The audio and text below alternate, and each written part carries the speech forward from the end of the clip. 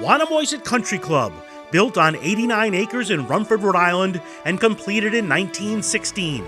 Considered one of the finest works of the iconic golf course architect, Donald Ross. Ranked as high as 35th best course in the United States and often in the top 100, Wannamoisett, the host of the prestigious Northeast Amateur, ranked as one of the top 10 amateur tournaments in the world. A tournament that has been the launching point for many of the world's top golfing careers. It's Colin Morikawa. You know, one of my favorite places now. People always talked about this course and how it's a par 69, but you know, that doesn't stop it from being a great course. To many, golf perfection, but the old lady needed a little TLC. I think it was born out of a bunker restoration project. Over the last several years, the membership was complaining that the bunkers needed to be addressed. We took a look at that. Our superintendent, as you know, Mark Daniels, is the best in the business, and he had a relationship with the people at Oak Hill that allowed us to get introduced to Andrew. You know, Donald Ross, he had an understanding about the beauty of the game of golf and its connection to the ground. And so when you look at his golf courses, you see how he used the natural topography in creative ways. Just inspired golf can be simply by playing over what Mother Nature provides.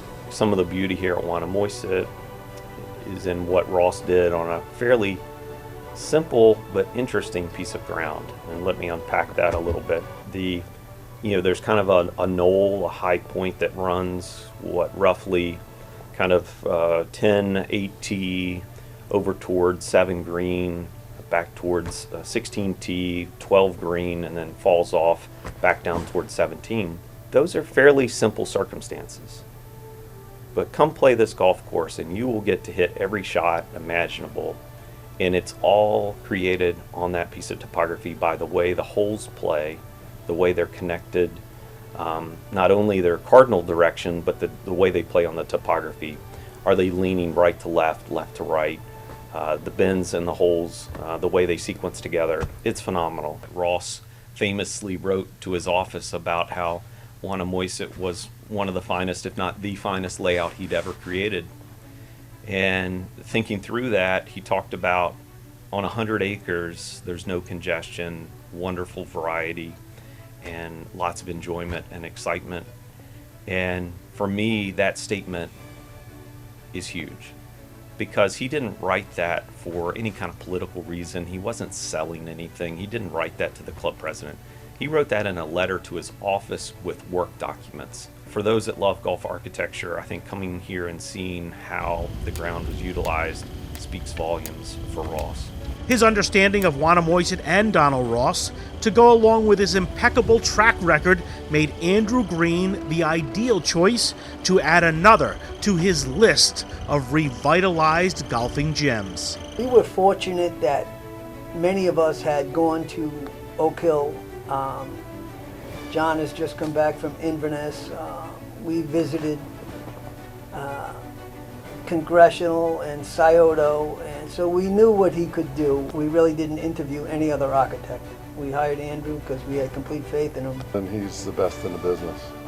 You kind of get the professional golfers who are architects, or you get somebody that's less of a professional golfer and more of an architect. And Andrew fits that bill. I mean, he really knows his work. He knows the membership. He knows the course very well. It's really a picture of protecting the golf course for decades to come. There was nothing really broken about it, and that things have been lost to time that added value to the golf experience. So the green edges that we've gone back and recaptured, the hole locations that we've gone and kind of recreated and located within the putting surfaces, those are all things that were original intent but had been lost. And then really it's a question of, from a bunkering standpoint, that the bunkers are relevant 100 years later, and that they'll be relevant for the next few decades. And take kind of a wedge of dirt out of this corner. This one will sit a little flatter, but it won't have that top line, and that top line won't mirror each other then. And then that line goes like this. and then the line beyond it would go high. It was important to me that it's polish, refinement, and reclamation more than any kind of, massive change or revolution. You just want me to paint that up? Go for it. What we did here actually is we would lay out the bunkers in the field, and then I would sketch out what I anticipated them looking like. And I try to use historical documents the best I could, especially the ones from the 31 program that we have of the green sites. Those were spectacular in reference. And so I'd sketch them out and we'd send them to the shaper, and he did an amazing job of getting the rough forms onto the ground. And then it's a process of massaging those forms, painting out the sand and grass lines, trying to get them to have personality, have character.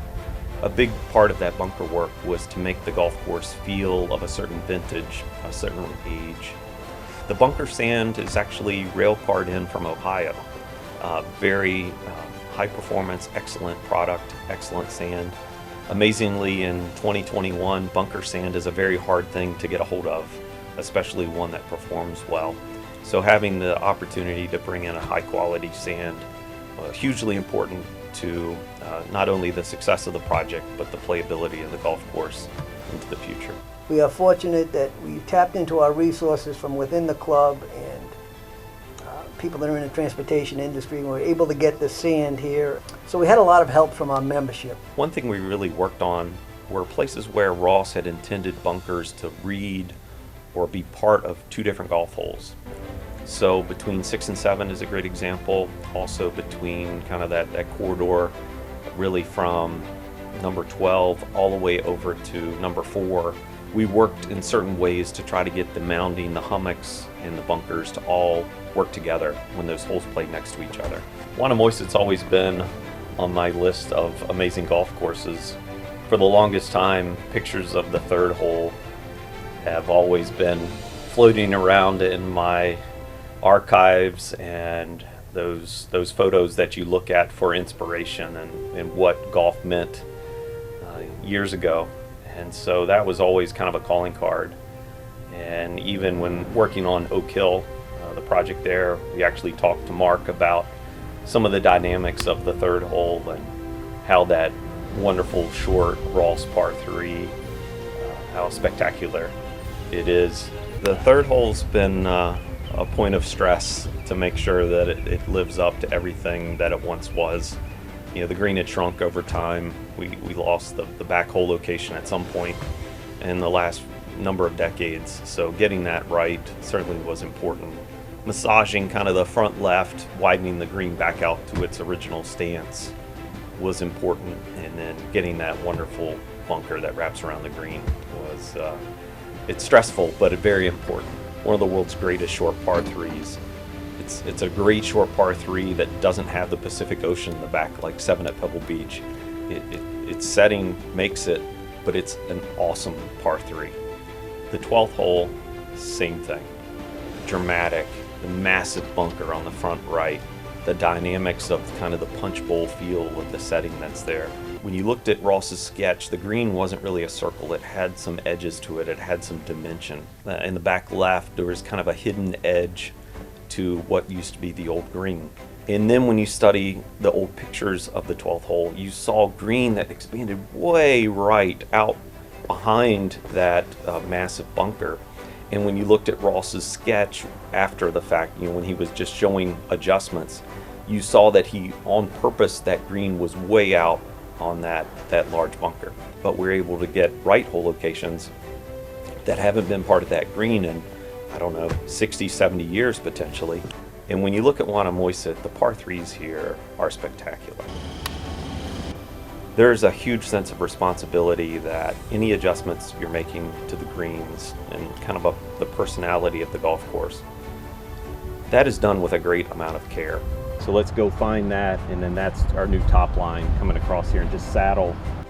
So we used a number of different tools in that process, and a lot of it has to do with envisioning where the green is currently, where the green was previously, the changes in grade that occurred over time, and how to get back to more of the original thought. It's a lot of stress, a few sleepless nights. I love what we did with number 6.